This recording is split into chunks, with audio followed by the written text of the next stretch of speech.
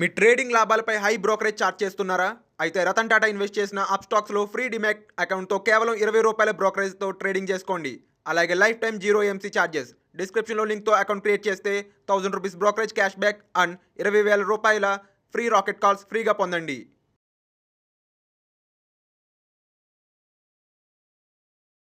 నమస్తే, నేను జీవి సత్యనారాయణ. ఈరోజు 28/7/2022 జూలై గురువారం. Weekly Nifty, bank Nifty, monthly expiry date కాబట్టి మార్కెట్లో బాగా ఇక చూద్దాం ఏం జరిగింది అనేది. రాత్రి అమెరికాలో వడ్డీ రేట్లు 75 బీపీఎస్ పాయింట్స్ పెంచడం జరిగింది. ఇన్ఫ్లేషన్ కంట్రోల్ చేయడానికి మళ్ళీ పెంచాల్సి ఉంటుందని వాళ్ళు అనడం జరిగింది. తర్వాత మార్కెట్లు ముందే అవి గెస్ చేసినాయి. అంటే ఏంది 75 బీపీఎస్ అనేది అంతకుముందు నుంచి అనౌన్స్ చేస్తున్నారు కాబట్టి అది పాజిటివ్గా తీసుకొని మార్కెట్లు రాత్రి అమెరికా మార్కెట్లు బాగా పెరగడం జరిగింది. ఈ గ్లోబల్ మార్కెట్లు రాత్రి 4% పెరగడం జరిగింది. అమెరికా 469.84. ఇక ఉదయం పూట ఏషియన్ మార్కెట్లు మన ఎస్జిఎక్స్ నిఫ్టీ ప్లస్లో ఓపెన్ కావటం, గ్యాప్ అప్ తోటి ఓపెన్ కావటం, ఆ గ్యాప్ అప్ కంటిన్యూ కావటం, ఇవాళ వీక్లీ నిఫ్టీ ఎక్స్పైరీ కావటం, జూలై మంత్ షార్ట్ కవరింగ్లు, ప్రాఫిట్ బుకింగ్లు, రోల్ ఓవర్లు, ఎక్సర్సైజ్లు, స్విచ్ ఓవర్లు, ఇవన్నీ కూడా అంటే ఏదైతే అంటే బోర్డు మీటింగ్లు, రిజల్ట్స్లు, ఇవన్నిటితోటి మన మార్కెట్ 1000 ప్లస్లో 1041.47లో క్లోజ్ అవ్వడం జరిగింది. ఏవైతే 30 ఉంటాయో సెన్సెక్స్లో 30లో 25 ప్లస్లో క్లోజ్ అవ్వడం జరిగింది, 5 మైనస్లో క్లోజ్ అవ్వడం జరిగింది. 25 ప్లస్ 5 మైనస్. బజాజ్ గ్రూప్ పెరగడం జరిగింది ఓపెనింగ్ నుంచే. బజాజ్ ఫిన్సర్, బజాజ్ ఫైనాన్స్ వాళ్ళ టాప్ గెయినర్లో ఉన్నాయి.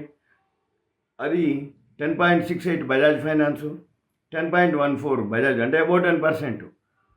మన టాటా స్టీల్ వచ్చి స్ప్లిట్టింగ్ జరిగింది. టాటా స్టీల్ నిన్నటి వరకు ₹10 ఫేస్ వాల్యూ, ఈరోజు నుంచి రూపాయి ఫేస్ వాల్యూ. అందుకని టాటా స్టీల్ కూడా ఇవాళ అంటే స్ప్లిట్టింగ్ అనేది ఒక న్యూస్ పెరిగింది. అది ₹100.35. అంటే నిన్నటి షేర్కి లెక్కేసుకుంటే ₹1000 అనమాట దాని విలువ. ₹100.35 క్లోజ్ అయింది అంటే 10 షేర్లు అనమాట. నిన్న ఒక షేర్ ఉంటే ఈరోజు 10 షేర్లుగా అవుతాయి అనమాట. స్ప్లిట్టింగ్ అని అంటే విడగొట్టడం. ఈ విడగొట్టడం ఏదైతే ఉందో ఫేస్ వాల్యూని విడగొడతారు. నిన్న ₹10 ఉన్న ఫేస్ వాల్యూ ఈరోజు రూపాయి అయింది. నిన్న ఒక షేర్ ఉన్నటువంటి టాటా స్టీల్ ఈరోజు 10 షేర్లుగా మారినాయి. అంటే ఈరోజే మారవు, ఒక 10-15 రోజులు టైం పడుతుంది డిమాట్ రావడానికి. అందుకని బెంగక్కర్లేదు. అంటే ఏంది, ₹100 అయిపోయిందే టాటా స్టీలు, చీప్ అయిపోయిందే, లాస్ వస్తుందే, నేను మళ్ళీ కొనుక్కోవాలన్నా, ఏం జరిగింది, నా అకౌంట్లో లాస్ చూపిస్తుంది, నా పోర్ట్ఫోలియో లాస్ చూపిస్తుంది, స్ప్లిట్టింగ్ ఒకటే చూపిస్తుంది. అంటే 10 ఉన్నాయి అనుకోండి, ఒకటే చూపిస్తుంది. మరి మిగిలిన 9 ఏమైనట్టు, ఇంకా మరి రాకపోతే ఇది ఏమైనట్టు, ఇవన్నీ ఫీల్ కాక్కర్లేదు. సింపుల్గా 10-15 రోజులు అయితే వచ్చేస్తుంది టాటా స్టీలు. ఇవాళ స్ప్లిట్టింగ్ అయిన తర్వాత బజాజ్ ఫిన్సర్వ్ కూడా బోనస్ ఇవ్వడం జరిగింది 1:1. స్ప్లిట్టింగ్ చేస్తుంది 1కి 5 షేర్లుగా. ఇది మళ్ళీ వెమ్మటే రావు. ఇవి కూడా బోర్డు మీటింగ్, అంటే ఇవాళ బోర్డు మీటింగ్ జరిగింది, రెజల్యూషన్ పాస్ చేసారు.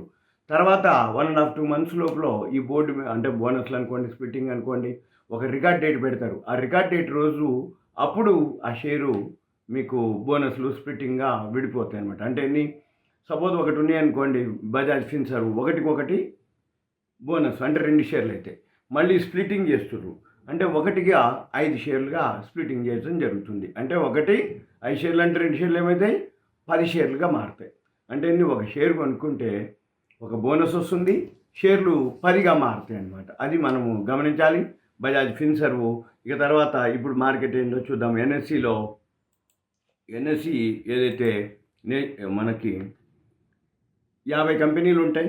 50 కంపెనీల్లో 40 ప్లస్ 10 మైనస్, 287.80 పాయింట్లు పెరిగి 1.73%.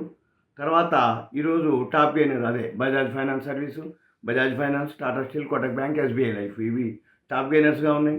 టాప్ లూజర్స్ వచ్చి శ్రీ సిమెంటు, భారతీయ ఎయిర్టెల్, అల్ట్రాసెమ్, డాక్టర్ రెడ్డీస్ ల్యాబ్, సిప్లా, ఇవి 5 టాప్ లూజర్స్గా ఉన్నాయి. తర్వాత ఈరోజు ఏదైతే అంటే సెక్టార్లు, ఇప్పుడు నిఫ్టీ నెక్స్ట్ 50 బాగా పెరగడం జరిగింది.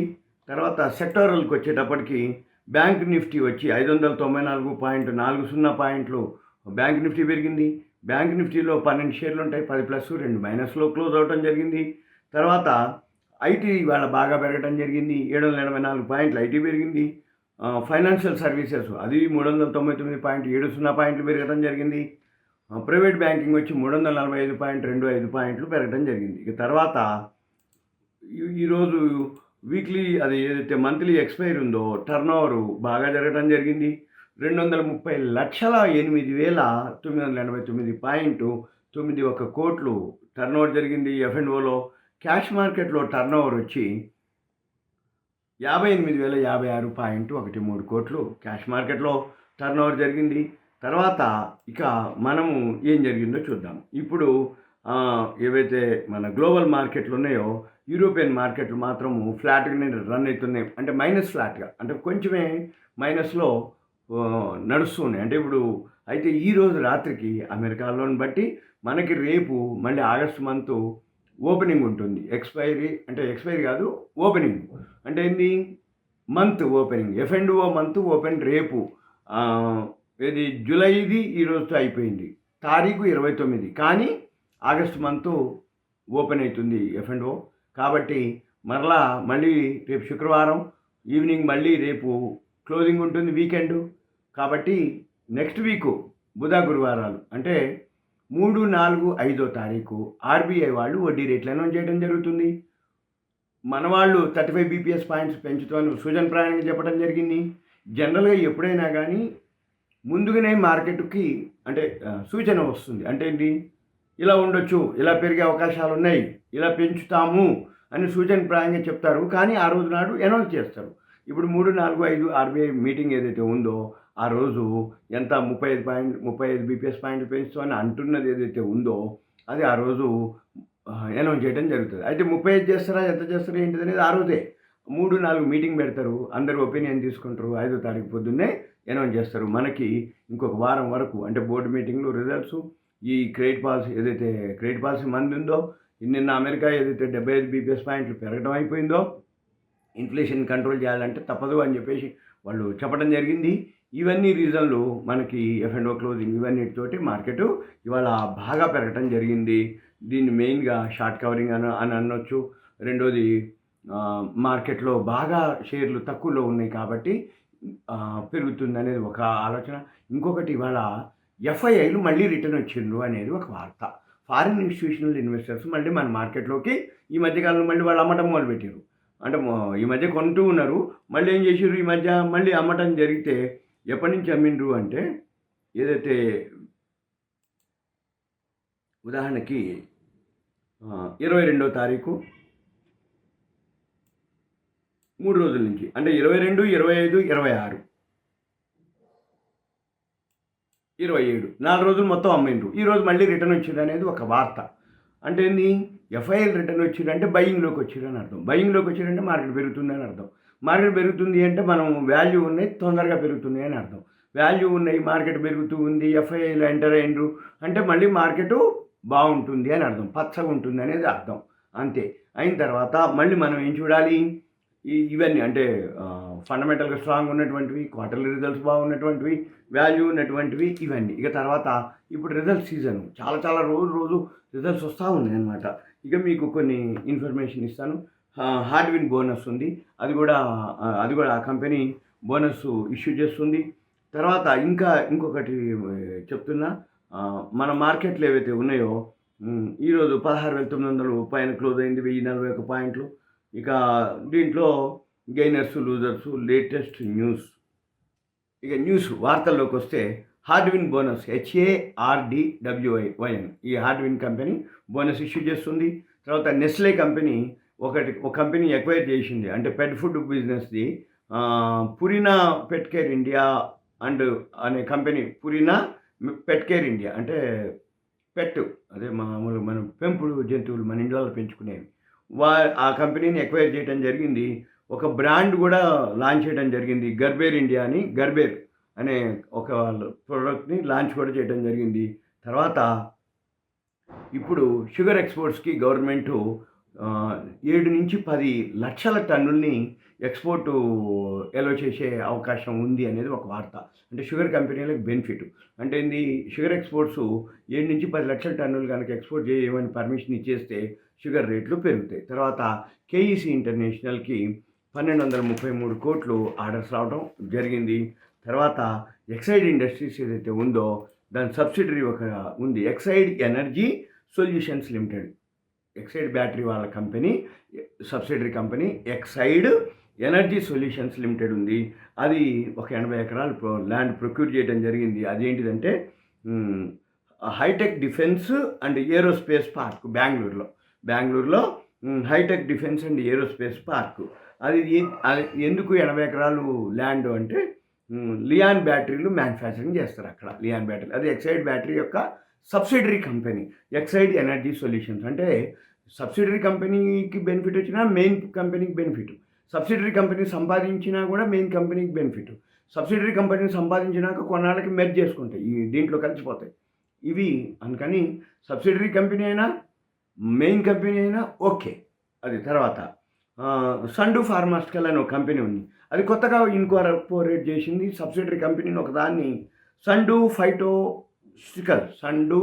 ఫైటోసిటికల్స్ లిమిటెడ్ అని ఒక కంపెనీని ఇన్కార్పొరేట్ చేసి. ఇది కూడా గుడ్ న్యూసే. ఎలా అంటే ఒక కంపెనీ సబ్సిడరీ కంపెనీకి ఆర్డర్ వచ్చిందంటే గుడ్ న్యూసే. ఒక సబ్సిడరీ కొత్త కంపెనీని ఇన్కార్పొరేట్ చేస్తుంది అంటే సండు ఫార్మాస్టికల్ అనే కంపెనీ సండు ఫైటోసిటికల్స్ అంటే ఫార్మా బదులు ఫైటోసిటికల్స్ లిమిటెడ్ అని ఇంకో కొత్త కంపెనీని వీళ్ళ సబ్సిడరీ కంపెనీగా ఇన్కార్పొరేట్. అంటే రాబోయే రోజులు అది సంపాదించిన పేరెంట్ కంపెనీకి కూడా బెనిఫిట్ అనమాట. అది మెయిన్. తర్వాత అన్సార్ హౌసింగ్ ఒక కంపెనీ ఉంది, అది డీలిస్ట్ అవుతుంది ఎన్ఎస్సిలో, కానీ బిఎస్సిలో మాత్రం ట్రేడ్ అవుతూ ఉంటుంది. తర్వాత వీగార్డ్ ఇండస్ట్రీస్ ఉంది, అది ఎక్వైర్ చేయడం జరిగింది. 26% స్టేకు గడ్స్ ఎలక్ట్రాన్ మెకానిక్ లిమిటెడ్ అని ఆ కంపెనీ వాళ్ళు 26% స్టేక్ని ఎక్వైర్ చేయడం జరిగింది. తర్వాత ఇక హెచ్ఏఎల్ హిందుస్థాన్ ఏరోనాటిక్స్ లిమిటెడ్కి కాంట్రాక్ట్ రావడం జరిగింది. $100 మిలియన్ అనమాట. $100 మిలియన్ హానివెల్ ఫర్ హెచ్టిటి 40 ఇంజన్స్ అనమాట. దానికోసం కాంట్రాక్టు $100 మిలియన్. హెచ్టిటి అంటే Hindustan trainer aircraft. HTT Hindustan trainer aircraft. అయితే అదేం చేస్తుంది, ఈ $100 మిలియన్ కాంట్రాక్ట్ ఏం చేస్తుంది హెచ్ఏఎల్ అంటే మ్యానుఫ్యాక్చరింగ్ చేస్తుంది, సప్లై చేస్తుంది, మెయింటైన్ చేస్తుంది, సర్వీస్ చేస్తుంది, ఇవన్నీ చేస్తుంది హెచ్టిటికి. అది $100 మిలియన్ ఆర్డర్ రావడం జరిగింది హెచ్ఏఎల్కి. తర్వాత ఆర్బీఐ పెంచే ఆలోచనలో ఉందని చెప్పడం జరిగింది. 35 బీపీఎస్ పాయింట్లు రేపు 3-5 తారీఖులో. తర్వాత డిజిటల్ పేమెంట్స్ ఆల్ టైమ్ హైకి చేరటం జరిగింది. 29% యాన్యువల్ గ్రోత్ రావటం జరిగింది మార్చిలో, అంటే ఈ ఫైనాన్షియల్ ఇయర్ మార్చిలో జరిగిందని ఆర్బీఐ వాళ్ళు ఒక డేటా ఇవ్వడం జరిగింది. తర్వాత క్యాబినెట్ అప్రూవల్ చేయడం జరిగింది. 1.64 lakh crores రివైవల్ ప్యాకేజ్ బిఎస్ఎన్ఎల్కి, అంటే టెలికమ్యూనికేషన్కి బాగా బెనిఫిట్ అవుతుంది. 1.64 లక్షల కోట్లు రివైవల్ ప్యాకేజ్ ఇవ్వడం జరిగింది. దానివల్ల ఏంటిది, బిఎస్ఎన్ఎల్ కంటే క్వాలిటీ మెయింటైన్ చేయాలి, అంటే కొత్త అంటే ఏదైతే ఫైబర్ కేబుల్ ఉందో మిగతా వాళ్ళతోటి కాంపిటీషన్గా క్వాలిటీ మెయింటైన్ చేయాలి. తర్వాత ఎక్స్పాన్షన్ చేయాలి. ఇంకొకటి మెర్జింగ్ జరుగుతుంది బిఎస్ఎన్ఎల్లోకి. ఏంటిది అంటే భారత్ బ్రాడ్బ్యాండ్ నెట్వర్క్ లిమిటెడ్ అని ఒక కంపెనీ ఉంది. ఈ భారత్ బ్రాడ్బ్యాండ్ నెట్వర్క్ లిమిటెడ్ని కలుపుకుంటుంది. తర్వాత శ్రీరామ్ గ్రూప్ ఏదైతే ఉందో దానికి ఐఆర్డీఏ అప్రూవల్ రావడం జరిగింది మెర్జర్ కోసం, శ్రీరామ్ గ్రూపు. తర్వాత నాస్డాక్ రాత్రి ఒక్క రోజులోనే 20 నుంచి జంప్ రావటం, అంటే ఒక్క రోజులోనే అంత పెరగటం అనమాట. అది సింపుల్గా అయిన తర్వాత ఎఫ్ఐఐలు అమ్మటం జరిగింది. కానీ ఈరోజు రిటర్న్ వచ్చారు అనేది ఒక వార్త, అందుకని మార్కెట్ పెరిగింది. అయితే మళ్ళీ రేపు ఉదయం నేను మీకు ప్రీ మార్కెట్ ఇలాంటి న్యూస్, అంటే ప్రీ మార్కెట్ పోస్ట్ మార్కెట్ కానీ ఏవైతే మీకు ఇన్ఫర్మేషన్ కావాలి అనుకుంటే మీ పేరు ఊరు నాకు వాట్సాప్ మెసేజ్ పెట్టండి. ఏమైనా డౌట్స్ ఉంటే కంటెంట్ రూపంలో పెడితే నేను వీలు చూసుకొని మీకు ఎక్స్ప్లెయిన్ చేస్తాను. సుమన్ టీవీ ప్రేక్షకులు ధన్యవాదాలు. Thank you. సెలవు.